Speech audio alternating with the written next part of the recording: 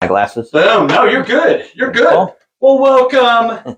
Welcome, folks, to Tuesday at 7. This is our first show in 2026, and I am so happy that we have both Mike and Ron with us. And we're glad that you're joining us, too, because it's hard to believe it's January 2026. We're already past halfway in the month, and there's a lot of stuff going on in Ohio and the film community. And you're not even going to see my face. You're just going to hear my voice. But welcome, Mike, and welcome, Ron. Hi, glad to be here. Yep. Thank you for having me. You guys are not. What would be your quick guess? Combined talent, right? Combined talent. So, Ron, you're bringing in decades. Makeup, but I've been on so many film sets. I'm not an expert in everything, but I could say I've seen things that work and I've seen things that fail, so I can give advice. That's good. I like that. And if you joined or if you were with Ron and I, we've done a couple shows. We were talking about 21 Days of Horror last year, and then we did a blood episode where we talked about making blood and the importance behind several bloods. So feel free to just look up Ron George and blood episodes, and you can get back into the library. But Mike, you've been doing films for a bit. Yeah, it's surprising. The years keep coming. I was intrigued because we started just a couple minutes late here. And the reason why we started late is because Mike came straight here from work, and Ron too. Mike, you teach at Cleveland State. Cleveland State? Yeah. In business. Yeah. Well, right? Yeah. So I instruct the film and video business class. It's a 4:30 to 6:30 class Tuesdays and Thursdays. And it's really helpful for the students to learn, how this is actually done professionally, and I try to give them warnings and things to think about they may not be thinking about under the umbrella of being at a university, and how kind of the real world is going to be like.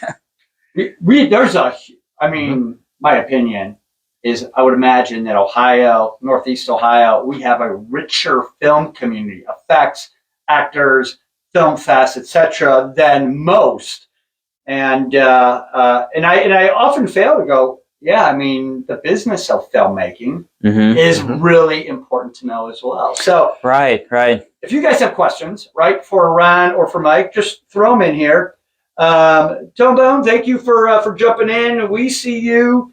And Paul Tylicki, thanks for jumping in. Remember, you guys could just kick out your questions. Even if you're not watching the live interview, you can still throw questions out, right? Yep, we can answer them from the reposts. Yeah, and we've tagged you both. And so there are folks that go, hey, I want to learn more or pick somebody's brain. You guys are valuable resources, so thank you.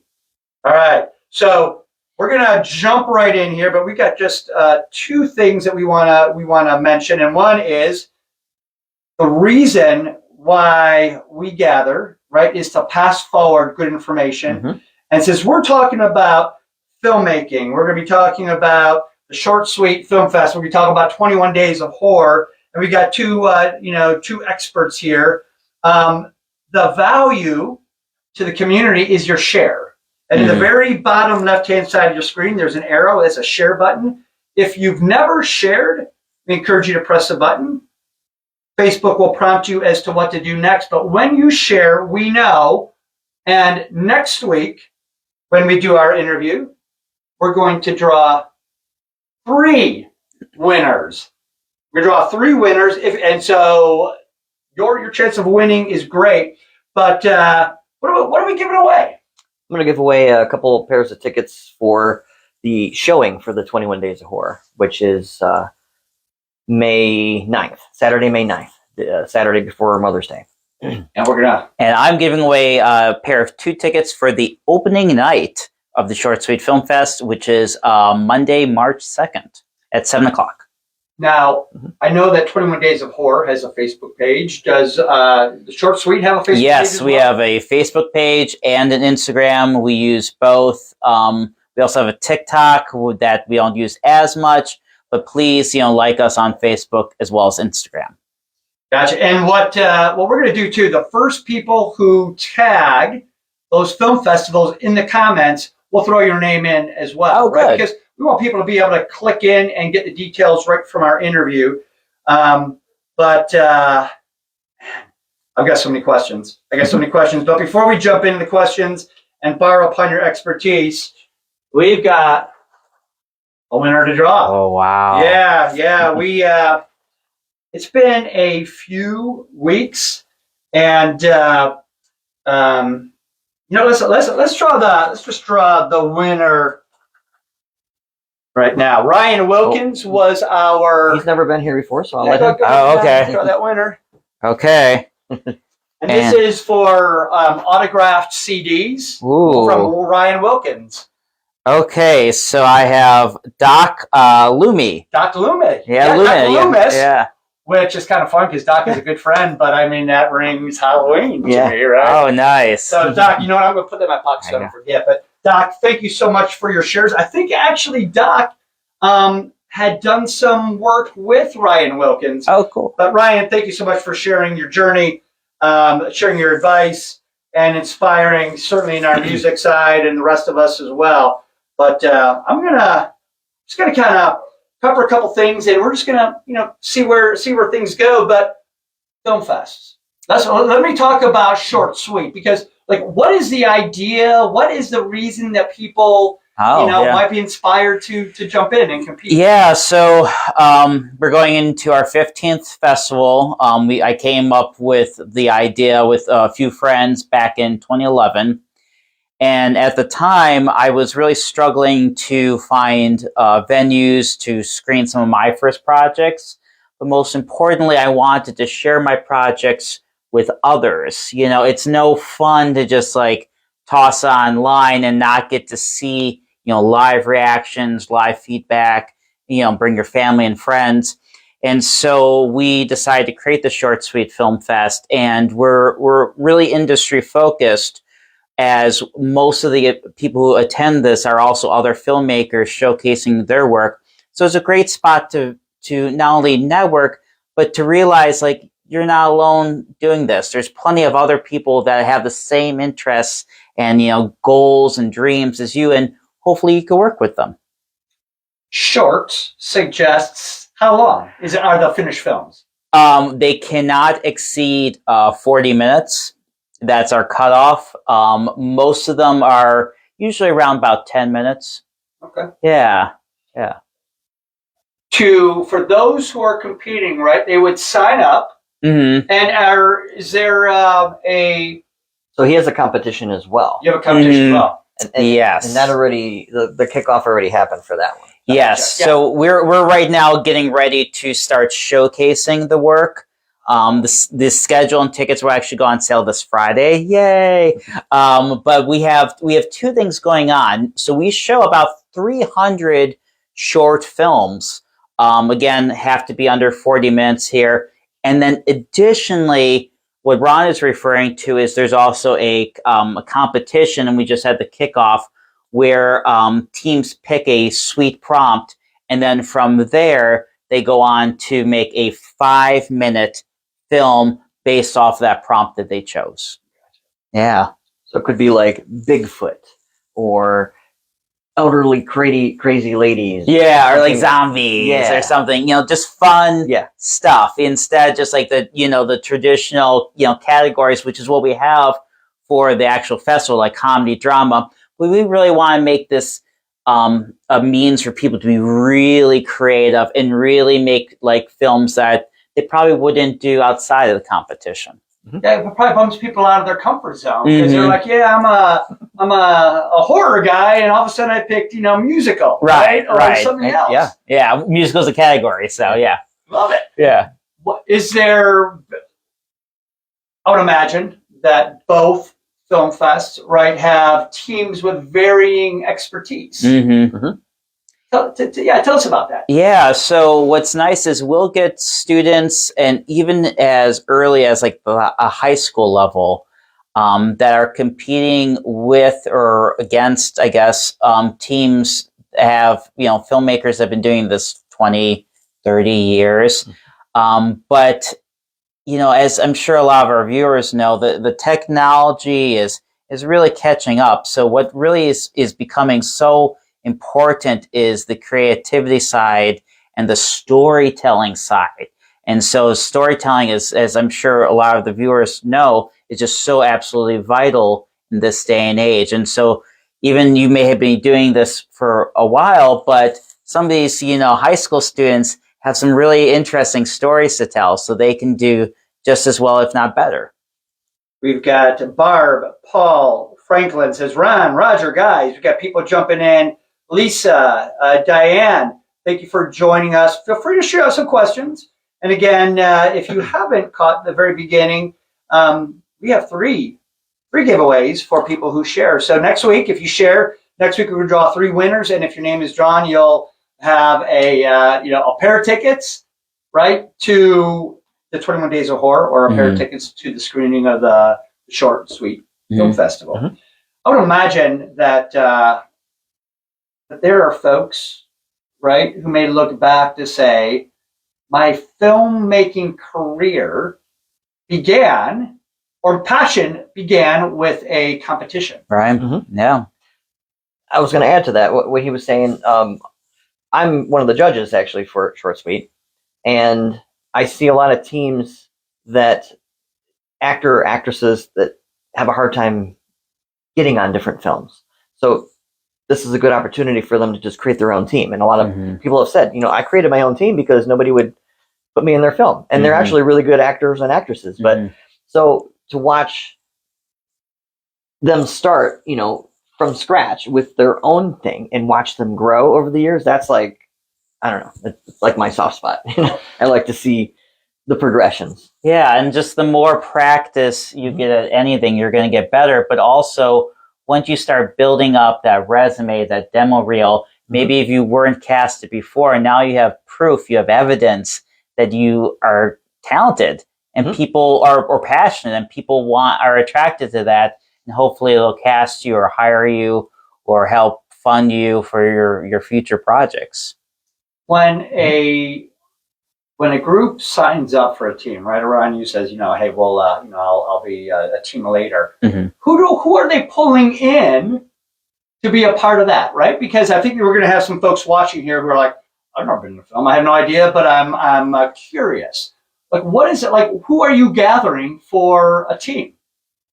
A lot of times there's a circle of friends that just do it all the time. A lot of times somebody's like, I'm going to do my own team next year. And then you just sign up, but they don't gather a team. So you'll see them posting like, hey, looking for an editor. Hey, looking for a sound guy. They'll put it together and not think about that stuff ahead of time. So it's the seasoned people will already have their core group, like White Midnight, for instance. They have a pretty much core group, but Scott will reach out and say, you know what, I'm going to give this guy a chance. I want to have somebody totally new on my team to give them some experience, things like that. Yeah. Mike, in terms of if you are pulling together a team, what are those important components? You're like, well, I need to make sure I've got a strong team. These are yeah. So actually, what we do is we award all the very necessary departments. So if you were to go on to the competition's website, our website is shortsweetfilmfest.com. But if you were to click on the competition link, you'll see we have 10 individual awards, and those 10 individual awards are the departments you can't not have. You have to have cinematography, you have to have editing, you have to have musical score, you have to have SPFX, you have to have actors. And those are so core for filmmaking, but also really good sound is what a lot of first-time filmmakers forget. And I usually say sound is half the picture. You watch it, but you also hear it. So sound is something that you should not pass up in any way. Ron, I heard SPFX, right? So walk us through, because that's common. We're effects artists, right? We have a lot of folks watching, but tell us a little bit about what that means. So special effects. I consider when somebody says SPFX artist, I want to say that is not digital and not AI. It's literally old school. You know, you're doing it old school. You know, and that's what I prefer. I'm not a big fan of this AI stuff that's going on right now. But with makeup, with blood, with I mean, there's the fun part about effects from my vantage point, and Ron, I know that you share this, is that you get to a film and you're right, and you're like, hey, we want this hand to be cut off, or we're looking for this effect. Can we do it? And as a group of artists, you're like, well, let's figure out how we can make that happen. We were talking a little bit that you said that you were had worked on a film with House, Dave Great House, and that you were working on an oozing, not even oozing, a bleeding, I don't know if it was an artery, but what happened there? He had a pump. It was like a garden pump, and he was able to control how fast and slow it would come out. It was pressurized. So it was pretty cool. Pressurized, and so you filled it with blood. The tubes were running inside the costume, and you just created the blood flow. There was probably a 10, 15-foot tube, so because you're away from the set, not in frame. I'm going to ask a question just because it's dear to my heart. But most folks, you just can't go to Spirit Halloween and grab a $5 tube of blood, right, for a movie. There is, for Ron, certainly a blood expert. You bring game. You bring the blood game, right? Tell us about that. I mean, there's not one color blood. It's if you go to Spirit Halloween, you're going to get that Kool-Aid red, which it does exist, but that's like immediate bleeding. But in the movies, if you ever seen real blood in real life and then you see it in the movies, it's totally different. We're so used to seeing what Hollywood has to offer. I fortunately have some friends that were like coroners and stuff like that, and I've seen what real stuff looks like. So I try to make my stuff look as realistic as possible. So you're gonna have different shades of blood, depending on how oxidized it is too. And then I like different types of blood. You can have like sticky blood, corn syrup blood, which everybody hates because if it's summertime, they're just miserable. If it's cold, they're just miserable. I've learned over the years to just buy the expensive stuff, and it looks great, and the actor is happy because it's more alcohol based rather than sticky based, and then it dries looking wet, and it's dry, and you can touch it. It's not going to get all over everything because it dries looking wet. So I have a plethora of different bloods. And I think you should. I think most of us, certainly the effects artist, should as well. If you guys are looking for special effects, Ron is a person to kind of keep an eye on, because you're doing that not 10 times and not 100 times, but hundreds of times you've made films, right? And what is your guess? Did I see? IMDb has 318, but not every film I've done or project I've done has an IMDb. So wow. I mean, I don't look at it and show it off like that. I try to keep up to make sure that they're in there, but I'm not a bragger. It's probably also just hard to keep track. I think sometimes like doing this and kind of going back to the business class here is sometimes you're doing this and it's as much as you love it, it's still work.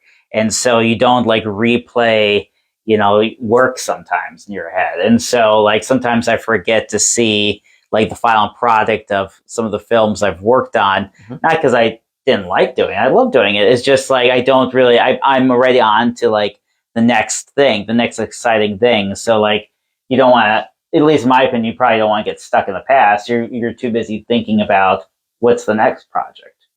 As far as like the IMDb goes, my main concern is I look back and go, why didn't they upload the poster? Where's the poster? All right, we got to get a poster on this. It looks bad, but there's no poster. Yeah. That's my thing. But I wanted to add for pro. When you said SPFX, a lot of people get that mixed up. They're like, oh, well, you do like the animation stuff too. No, it's not. That's visual effects. And people get those two mixed up. There's SPFX and visual effects. And usually I get thrown in the category in IMDb because the director, whoever's doing their IMDb, just puts me in FX makeup. And it's not. It's that's not, I don't do the digital stuff. It's literally practical effects. Yes. Mm-hmm. Yeah, Mm-hmm. the practical special effects. No, I agree. There is something magical, right, about a team working on a film. Maybe 21 days later, right, or sometime later. I mean, certainly for longer ones, of gathering with your team and bringing your loved ones and your and your circle to a theater to watch it on screen. Tell us about why that's important. Well, I think it's important to, one, share with friends and family who aren't necessarily in this industry, so they can see actually what you do. It's one thing to tell, and I'm sure the viewers know show don't tell. But there you go, guys, show don't tell. Your family what to do. But I think also is, at least for me, when I screen my films, is it's so important to get that live audience feedback. This is how you learn what you're doing right, and then also what you're not doing as well. I don't want to say bad, but not as well. If you notice when you're screening your film, everyone's taking out their phones around the same time, maybe you have a dull point. But if you look and watch the audience and you hear them laugh or hear them, get scared of something or gross out something, you're onto something really special. And so that's why I think it's just so valuable to have a live screening of your films there. And also, like somebody like myself, where I do this 4 times a week. I do so many films per year, like 30 some projects a year. The people that do the 48-hour film project or 21 days of horror or a short suite, that is their one film that they do all year. And it's a special moment. It's like coming to see that film on the big screen is a big deal, to that person. And when you sit there amongst them and you're watching, because I'll sit through the screenings and you can see they're so excited. They're like, oh, it's going to play next. Ours is next. It's that joy, that spark in their eye. That's like, wow, our film is on the big screen. That's a magical moment. Yeah, and I think it's also special as all of us get older and we're adults now, and we lose that joy and the excitement that we had as kids during playtime. And I think this is our way to have that playtime and to feel that joy. That, as Ron said, you may be only making one film a year. We definitely have teams that this is what they do this year, and they're excited and they plan for it. But we're providing this opportunity for people to really keep those wheels rolling, the bicycle rolling here, of keeping that the skill sets to be able to make films and to tell visual stories. You remember the first time you saw your name 10 foot long and luminous up on the screen? You remember that? Yeah. Yeah. There's something reinforcing, about our art.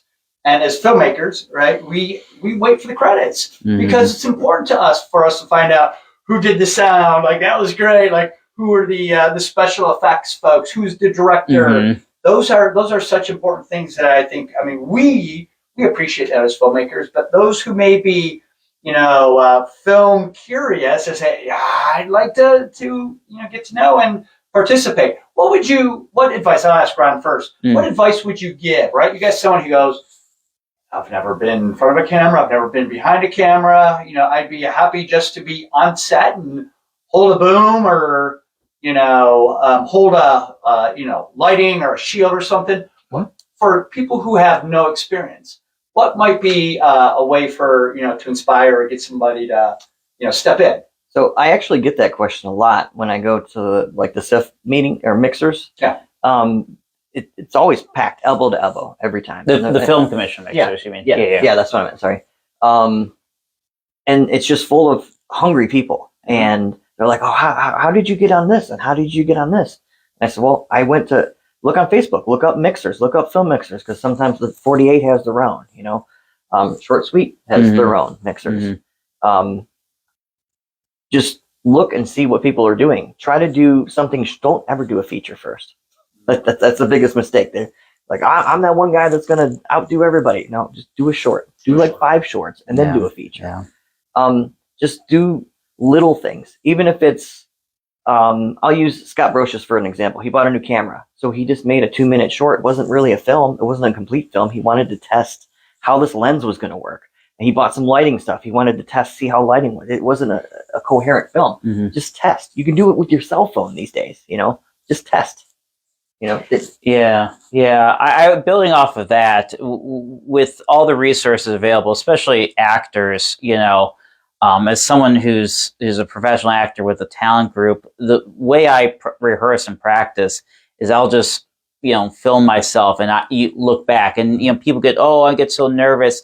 Everyone is beautiful and special, and we don't need everyone to look the same way. And so you got to watch yourself perform, but also everyone watch the credits on films and shows. Mm-hmm. And that's how you're going to see all the different jobs. And if there's a job you go, well, what is Best Boy? Well, look it up, and then maybe that's the kind of area that you're most interested in. I recently started getting into Foley. I really like Foley and started to score some stuff. What is Foley? Sound effects in the movie. Yeah. I didn't really. Named after Jack Foley, by the way. It's a last name. that is like my new love. Like I do special effects makeup, but I love adding the sound effects. Give me a example. So if somebody, you watch every horror movie or every fight movie where they pick up a knife off the table, it's got that. No knife ever sounds like that when you pick it up off the table, but it's in the movies, So you're often creating the visual effect, but you're also creating the sound effect. Yeah. To go with your visual effect. Yeah. So I'll record on my phone. There was a film that we did where a guy was peeing in the woods. He walked away from his campsite, and I took a dishwashing soap, put water in there, and had a sponge in the sink, and hit record on my phone and squirted that on the sponge, and it sounded like he was peeing on the ground. And I added it to the film. I heard somewhere, I don't know whether it's true, that the sound of the lightsaber was, I think it was one of those metal, that hold up telephone poles, those metal, but if you strike it, it sounds just like a lightsaber. Wow. I don't know if that's true or not, but that's kind of cool, right? I think it's like with the old TVs when you're trying to switch the channel and you bring the microphone too close to like an old, like the TVs we all would have had growing up, those big giant CRTV analog TVs, Magnavox, yeah. With the tubes. Yeah. It's like it's the reverb of a microphone and the tube TVs. That's the word I was looking for. Yeah. But when you're a filmmaker, you're attending to all those strange stories, going like, "Oh, I've got to record that," or a creak on a door, right? Oh, I did, get that creaking door because it has the right sound. I stabbed a bunch of things like pineapple, pumpkins, gourds, and stuff like that to get the right stabbing sounds. I have like a library of stuff that I've just done myself. And like guts and stuff, you squeeze spaghetti, just wet spaghetti, and it makes that nice gut sound. Yeah, and what I have my students do for that activity actually is I have them go out and record just sounds of things, but they keep the lens cap on, and then we have to guess what the sound is. But the lesson that's learned is you can make sounds of just like tapping or something or pats, and it actually could be used for many different things, because we can't see it. So that's why, you can break pasta and you're breaking pasta, but that's the sound of breaking bones. You don't have to actually break bones, Or celery. Yeah. Corinne, Tom, Ralph, Mary, we see you guys all on here. Thank you for jumping on.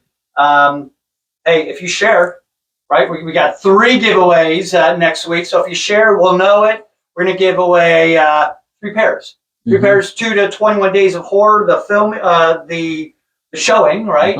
And then 1 for the short, sweet film as well.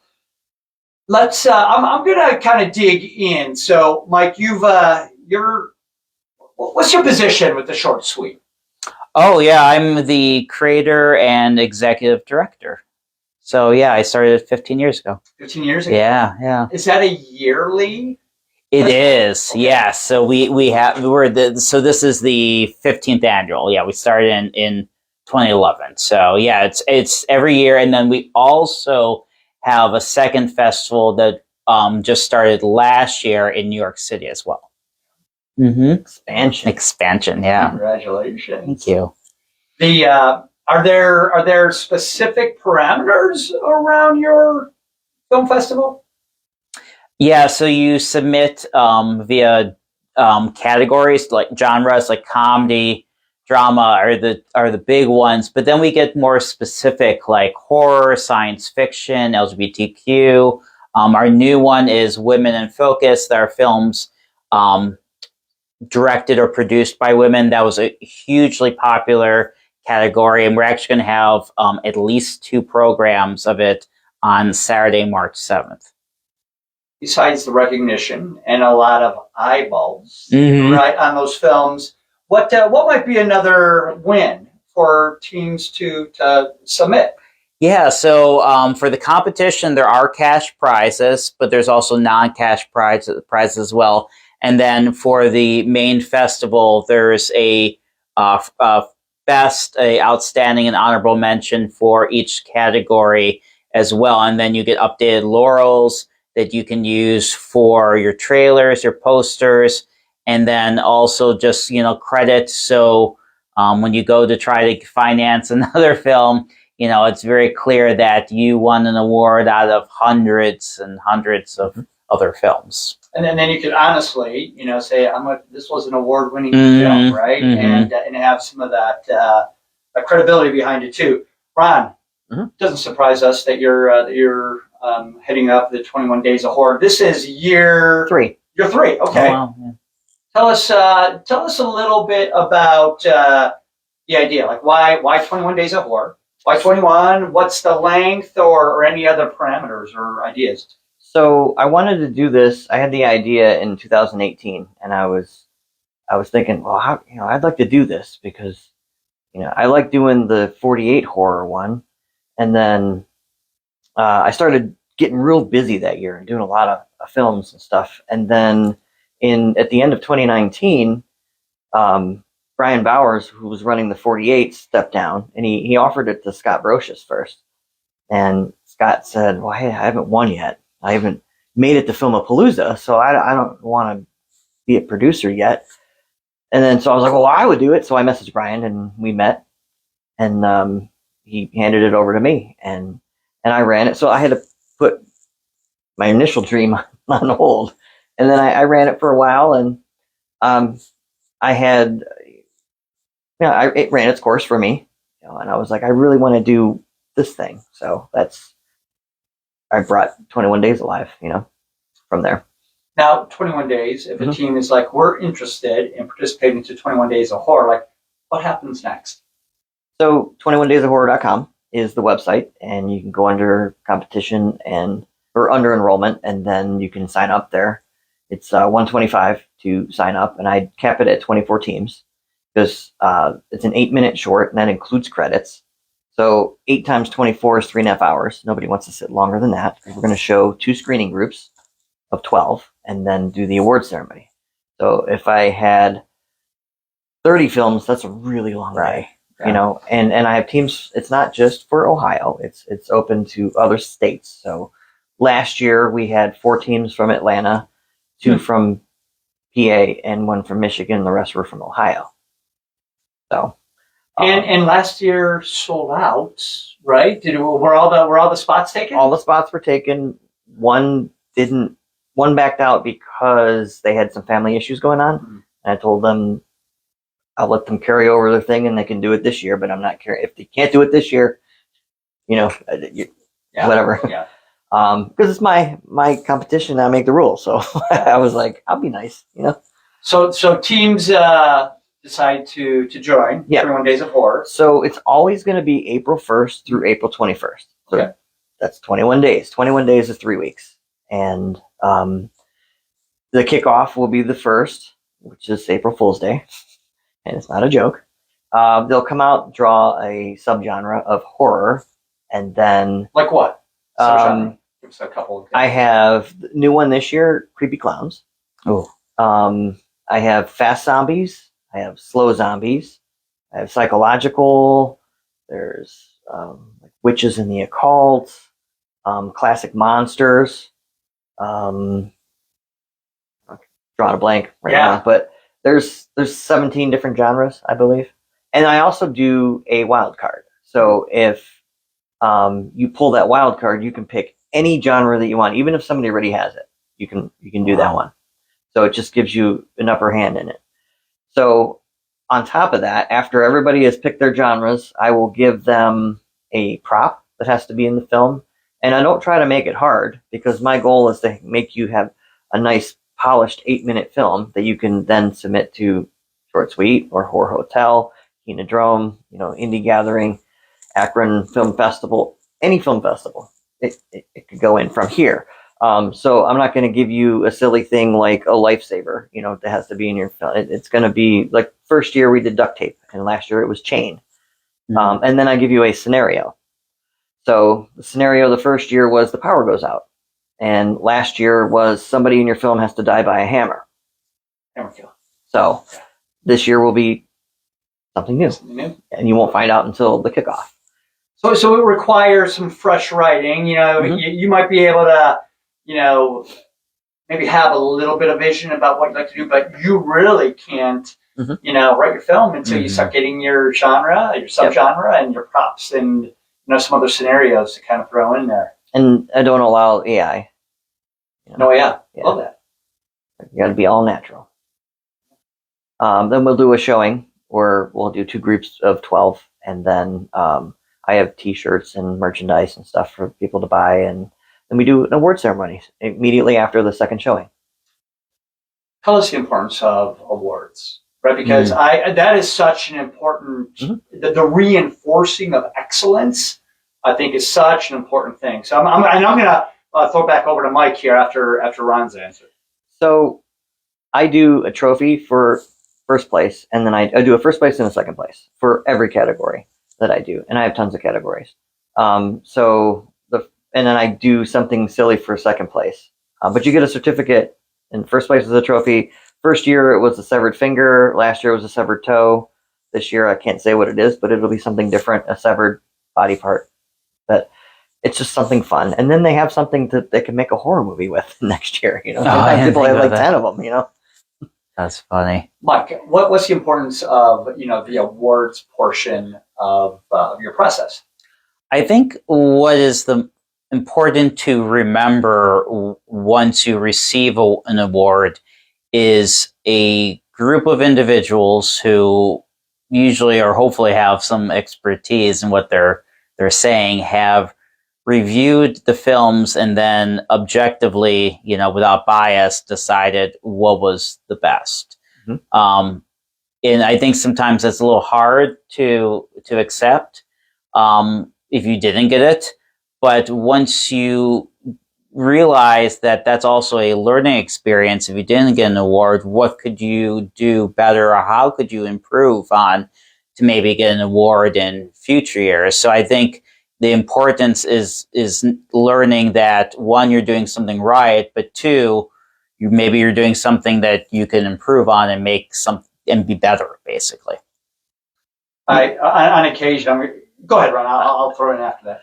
Yeah, I was going to say, I never really answered the question. I kind of told you what my awards were. Yeah. I think it's important that you walk away with something physical, whether mm-hmm. it be a certificate or a trophy, because now you have something that is on your shelf, and you say, you know what? I won 7 awards for this movie in different mm-hmm. different film festivals. Mm-hmm. I think it's cool to have that trophy. Mm-hmm. Just the keepsake. Memory of what you did, what you created with that group. What I do too is I'll look and I'll say, if there's an award for special effects makeup, I'll look in the film and say, oh, well, there was 2 people that actually did this. So I'll go and buy 2 trophies and hand out 2 trophies, or if it's co-directed by something and it's best director, I'll get 2 trophies for that, just because then they're going to like, well, which one gets it? What I mean? Right. I do that personally, right. But not every film festival does that. Right. And I think that as an audience, mm-hmm. sees a lot of work, right? 24 horror movies, right? And a whole lot of, great movies in the short suite, to say, like, what's capturing attention? Like, they probably are seeing excellence, but those folks that have good amount of experience, what are they seeing, right? How does the audience reaction affect the awards, or does it? Oh, well, so we also do Audience Choice Awards as well for every single program, and we have just like 20 programs over the 7 days. And I'm finishing up the schedule tonight, actually, and I think that's valuable because sometimes the films that you think will win, that people really liked, you have that secret ballot of voting, and then you realize what people actually really enjoyed. And it's not always the obvious ones, and I think that's pretty cool. And I do my audience choice slightly different because sometimes you have a team that doesn't have any family or anybody that's going to come out, and then you have a team that has a whole bunch of friends and they bring 40 people. They're automatically going to win. So what I do is I have the team leads vote for best film, and you have to vote for 3 films, and you can't vote for yourself. So that you get some cool surprises of, like, which one really like, from the team leads only. Yeah. I've seen a couple filmmakers over film festivals. Certainly the shorter ones, they'll set up a camera and they'll film the audience watching their film. Yep. Right. I love that. Right. Because I think that filmmakers, right. And there's one thing to say, I think the audience will love this. And the other one to say, are they reacting the way that I expected? Was it a gasp or was it a giggle? Right. And that may be, you might go, I wasn't expecting a giggle, but I'll push the giggle because that's a reaction. I mean, I hit the funny bone in a very disturbing way, right? So I always love that. What is that? What is it that we should know about the film community here in Northeast Ohio? What's coming up? What might be a vision of yours in the future? 26, 27? Oh, wow. Yeah. One of the things I would really like to note is people, I think, underestimate just how much talent and knowledge and abilities that we have here in Cleveland as well as Northeast Ohio. And I believe that everyone is really ready for new opportunities and challenges, and I hope more come. I think they will. That's what I'm hoping for in the future. And in terms of short suite, we'll continue expanding and showing more films, and hopefully it's not just 300. Hopefully it raises to 400. So that would probably be our big goal in the next couple of years. Or every one of your blocks sells out, Yeah, or everything sells out too. Yeah. My favorite part of that is doing I'll kick the groups off, and then we'll do an intermission, and at the end I'll ask if any of the filmmakers are there, and we come up and do a Q&A, which it brings the audience closer to the filmmaker because they can ask direct questions. That's what I love about your film festival. Yeah, and we have intermission. I think intermission is really important, actually. Why? Because it does 2 things. One, at a simple level, allows you to get up, stretch, get snacks, or use the restroom. But 2 is, I think it's a good means to step away, collect your thoughts, what you just experienced, take a breather, and then come back and be ready for another, group of short films. Because some of our programs, like the animation one, I just programmed that this morning. And that's a long program. We're showing like 20 films because they're so short. So you really need to take a break halfway through, let it digest in your mind there, and then come back ready for 10 more films. A few weeks ago, we had Ryan Wilkins on, right? He's a musician. And Ryan's like, not many people buy CDs, but I'm going to give him, and the autograph is cool. But one of the things that he said, with a CD, there's great intention about the order of the songs because there's, there's maybe a journey or a story to tell just by the order. How do you guys decide what order your films are going to be presented? Is it intentional? Is it by draw? How does that work? Oh, it's definitely intentional. Yeah. And so what I and the team try to do is pick, films that that they will work from one after each other. And then one thing I try to do is if we have a longer short, then maybe we have a few shorter ones, right after it or preceding it. So with my predecessor in the 48, when I was doing that, they would always put, and the filmmakers would figure this out. Like whoever were the last two films were of each group was one of those two was the winner every time. They just knew it. So I was like, well, I'm going to flip that script. So when I would do the 48, I would do them in alphabetical order or in reverse alphabetical order. Mm-hmm. I didn't finish. They're like, you got to finish strong. Well, no, I don't. I'm going to do it like this because everybody's expecting that last one to be strong, or maybe it is, maybe it isn't by the luck of the thing. I have to be creative as far as putting them into different groups because sometimes I try to work around everybody. I had like a couple times where like, hey, you have us in group A, but like I got to take my kid's prom night is that night. Is there a way that I could be in the second group? And then I'll ask somebody, okay, well, I was going to have you in the second group. Can you do the first group? Like, I'll work with people that way, but I kind of just put them in the order that they signed up. So the first person to sign up is going to be in group 1. Second person is going to be in group 2. I just kind of alternate them, and that's how I pick, honestly. Well, it feels like we've rounded third just a bit ago. We're going to take a head dive into home plate. Where can folks follow you, Mike? Your socials, websites. Where might you direct the audience to find you? Yeah, I would definitely direct us to shortsweetfilmfest.com. Like I said, this Friday, the schedule will go live, as well as you'll be able to purchase tickets as well. And then also the Facebook and Instagram, Short Sweet Film Fest. You can also follow up. And what we try to do also is we try to share and post screenshots and posters of the films that we'll be playing. So then you can, every day or even several times each day, start getting like a feel, start getting a vibe of what films to look forward to when you attend the festival. Before we go to Ron, you talked about movie posters. That's something I forgot to even ask because that's a whole different skill set that is added. Tell us about that. So it's interesting. It's like I think the best posters are actually not made by the filmmakers, made by people who have an understanding of art and design, and then they can also look at your film again objectively and really make something that's creative. And it's important that when I look at that poster, I have a quick understanding, a quick idea of what your film is about.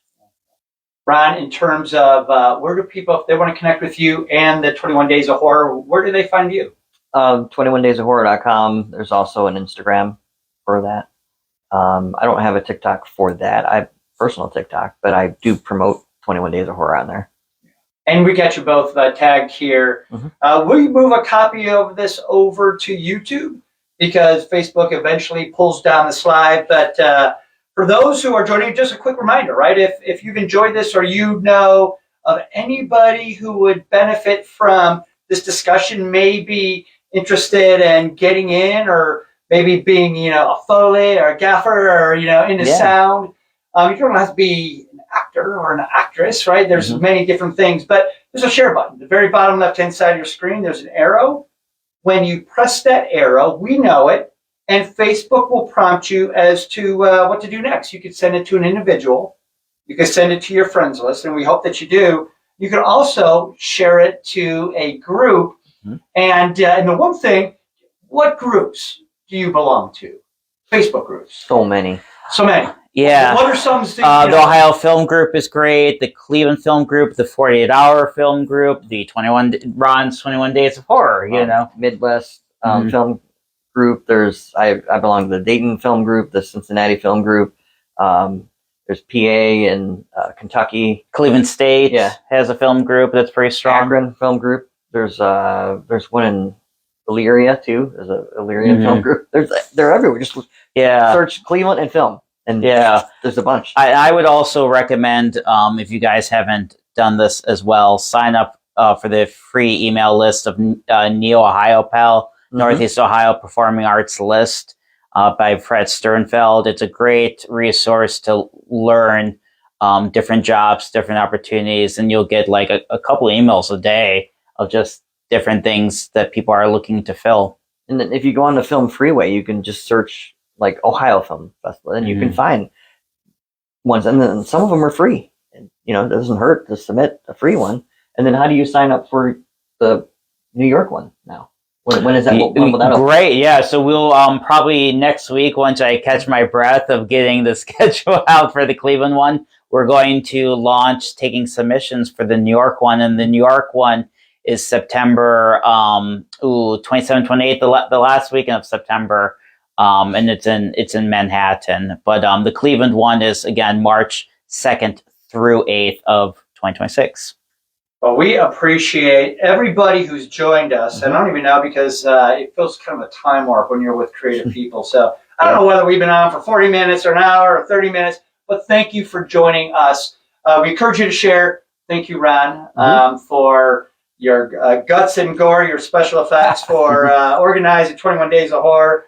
Thank you, Mike, for, was it 15 years? Am I right? 15 years 15 now, years of a short, sweet film fest of the opportunities to teach, you know, or understanding the business of film at Cleveland State, and for bringing game to Northeast Ohio.